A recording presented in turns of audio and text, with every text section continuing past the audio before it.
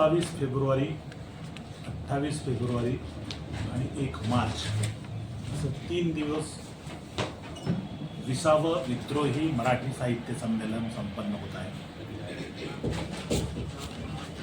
1999ला धारावी येथे पहिलं मराठी विद्रोही साहित्य संमेलन संपन्न झालं। त्याचे अध्यक्ष बाबूराव बागुल होते। याची भूमिका फक्त एका मिनिटामध्ये मी सांगेन। आताच आदरणीय प्राध्यापक राजेंद्र गुणकर सरांनी तुम्हाला एकूणच विद्रोही साहित्य संमेलनाच्या पाहुण्यांच्या बाबतीमध्ये तयारीच्या बाबतीमध्ये माहिती दिलेली आहे। दिनांक 27 फेब्रुवारीच्या रात्री महाराष्ट्राचे नामवंत कवी लोककवी नामदेव ढसाळ यांच्या कविता संग्रहावर आधारित नाटकाने या विद्रोही साहित्य संमेलनाची सुरुवात होणार आहे।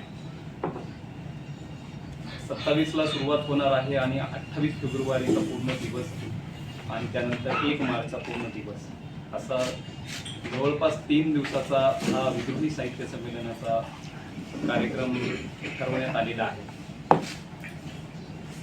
कार्यक्रमाच्या संमेलनात यांची निवड करण्यात आलेली आहे। उद्घाटक म्हणून बजरंग बिहारी सर यांची निवड करण्यात आलेली आहे। अनेक मान्यवर या साहित्य संमेलनाला 20वे विद्रोही मराठी साहित्य संमेलन नांदेड पूर्व तयारी संदर्भाने आज पत्रकार परिषद घेण्यात आली होती।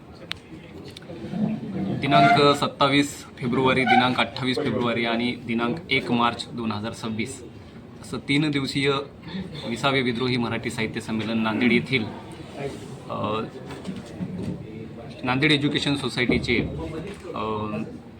सदाशिवराव पाटील क्रीडा संकुलचे जे ग्राउंड आहे सायन्स कॉलेज येथे, त्या ग्राउंडवरती हे विद्रोही साहित्य संमेलन पार पडणार आहे।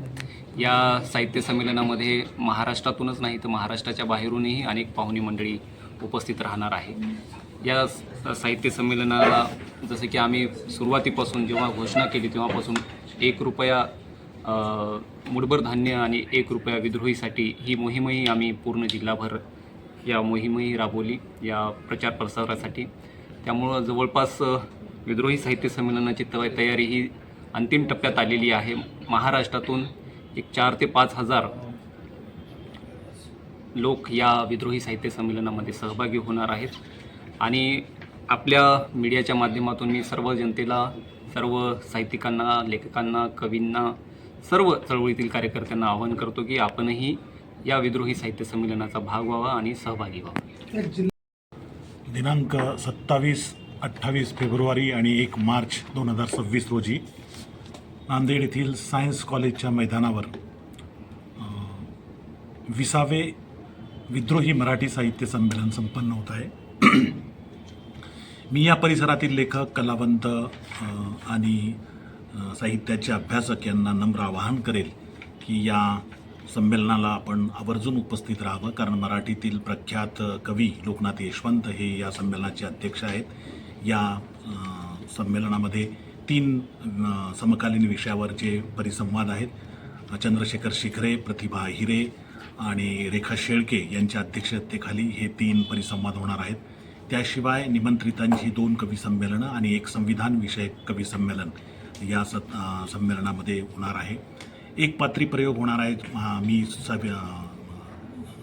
जनाई बोलते, त्याचप्रमाणे मी सावित्रीबाई फुले बोलते, अशा 1 पात्री प्रयोग आहेत आणि प्रेमानंद गजबी यांचं घोटभर पाणी ही एकांकिका देखील सादर होणार आहे। याशिवाय ज्ञानेश महाराव यांचं सुद्धा एक संगीतमय व्याख्यान या ठिकाणी होणार आहे आणि या कार्यक्रमाला मिलिंद शिंदे हे सिने नाट्य अभिनेते हे स्वतः कवीसुद्धा आहेत आणि ते आपल्या कवितेचा प्रवास मुलाखतीमधून उलगडून सांगणार आहेत।